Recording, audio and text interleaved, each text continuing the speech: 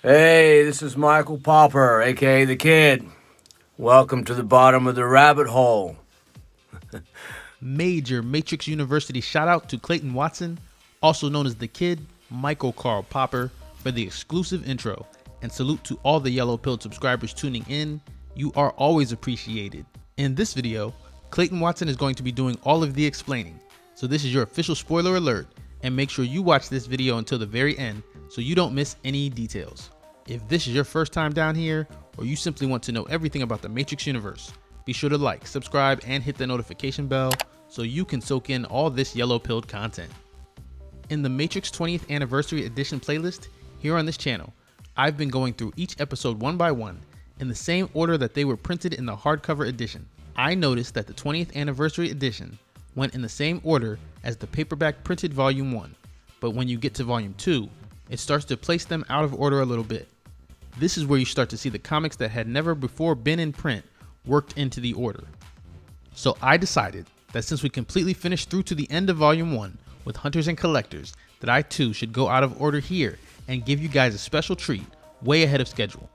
In the Kid Story, Michael Carl Popper Finally Explained video, we already talked about each of his characters' appearances in the franchise, including the Matrix comic titled I Can't, which is why I can't get into that during this video. But if you are here for those details or need to get caught up, I'll put links in the comments, description, and in the cards. Now, let's jump right into Clayton Watson talking about his experience playing the Kid in the Matrix universe. Hey, this is Michael Popper, aka The Kid. Welcome to the bottom of the rabbit hole. I'm coming to you from Australia. G'day. So, you want to know a little bit of goss, do you? NeoMatrixology. I can give that to you. Few questions. How did I land the role of the Kid? I was out on my sheep station, or a sheep ranch, as you like to call it, in the States. I auditioned for the role a couple of times in Melbourne, Australia. Got flown up to Sydney, Australia, where I met the then Andy and Larry, the Wachowski boys. Did a great read for them. Had drawn tattoos all over my legs and tied my shoelaces around up to my knees and did all crazy shit. I think back then I was pronouncing the Nebuchadnezzar as the Nebuchadnezzar, and the boys were quick to point out that it was the Nebuchadnezzar. I still f***ed that up in my last read, but we had a good laugh, and I went back to my sheep station in South Australia, and we don't have any phone service out there. We didn't at that time, and got a call from my grandpa on the two-way, which is a UHV station pickup, and he said, you need to come in and call your agent. She's got some news for you or something. Travelled in on my motorbike. We're about 25 minutes out of town, and got to a point called Mallee Hill where we get reception. And called my agent, and she said, congratulations, Mr. Watson, you got the role of the Kid. And I think I screamed and swore and jumped around in the middle of nowhere, and jumped on the bike, rode into town, told my grandpa, who then said, what the f*** is the Matrix? And I sort of tried to fill him in, and he was like, yeah, whatever. And then went down to the pub and had a Jack Daniels and Coke with my best mate, who was at that time the barman. So, and then from there, a great 2 years of fun. I guess the best story that I have from on set, one of them. There's a lot of them, but the best one was a compliment from Andy, which no one ever got.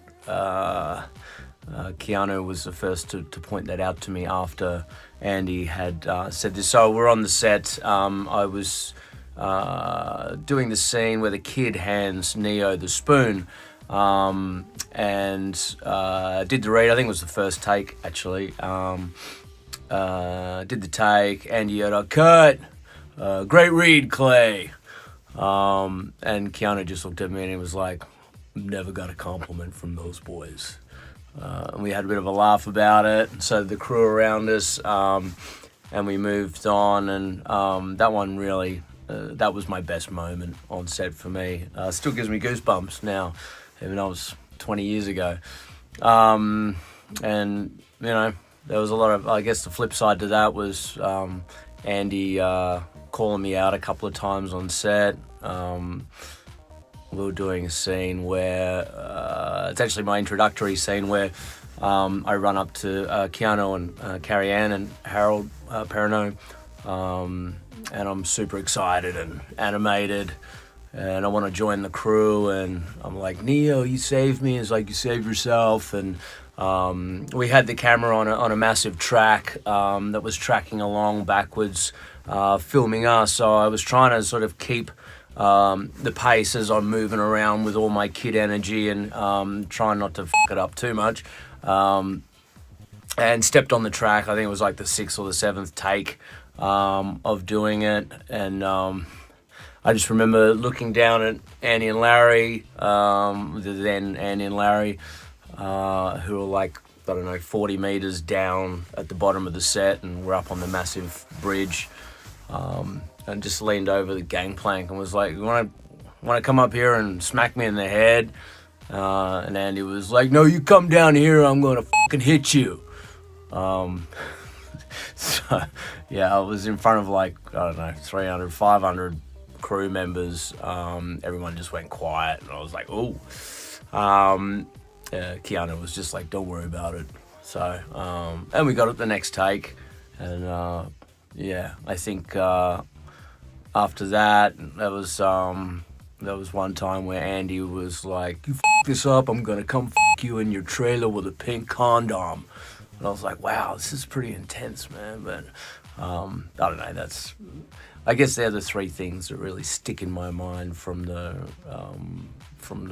2 years of one of the best adventures I've ever had on set, meeting those people. And I don't know, that was just like water off a duck's back, all that, you know, negative shit. And it was like 99% positive and 1% of that sort of negative stuff, but that's what you get. And it's quite funny because, you know, recently shooting in New York and even shooting in Sydney recently, there was a lot of crew that were there and witnessed that, and they're more embarrassed to ask me about those couple of occasions. I think they were more embarrassed than I was. I just didn't really give a shit.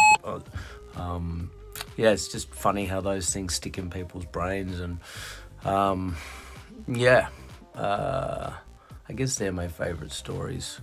Now the kid being able to self-substantiate himself, that's it was an interesting one, and I had a really in-depth conversation with Larry, the then Larry, about his self-substantiation. And you know, the kid just had this belief system where he believed so intensely and knew that the Matrix was real, and all the beacons were going off, that he, you know, basically committed himself to the Matrix, the core story and the core of it. And, you know, as you saw in the Animatrix, the kid's story, he went to the very end of his existence in that world, as you saw, and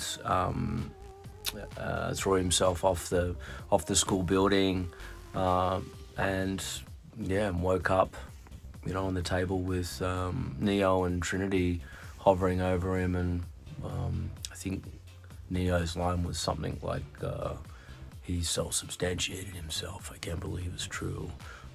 I don't know, I'm doing that verbatim. I haven't seen anything for, I don't know, 15 years. But anyway, yeah, so his, the kid was the first one to self-substantiate, and word was that, if the franchise was to move forward later on in the future, I think they've gone back in time, that the kid and Niobe were then, going to fight the good fight long term, and a lot more people were going to be able to self-substantiate in the future world. So hopefully we get to do that,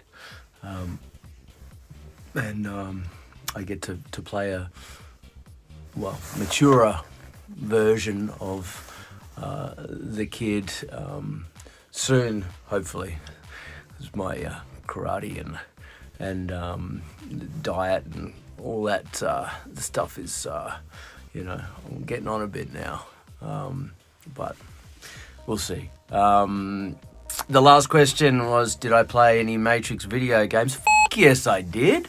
I love the Matrix online game. I got to voice it. I played it. I actually beat it very, very quickly, and was a bit disappointed by that, and much to the amazement of my friends how fast I got through it. I don't know. It was strange. It was weird. I really thoroughly enjoyed voicing that, and the Animatrix was a lot of fun.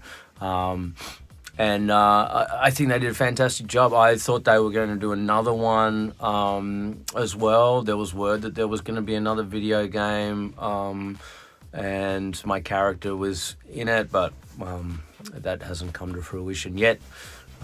So who knows, man? Who knows? We'll see what happens. Anyway, I've jibber-jabbered on long enough. I hope this finds you well, and lots of love and peace out, and hopefully see you on the big screen soon. Bye. This is absolutely what I love the most about a yellow-pilled approach.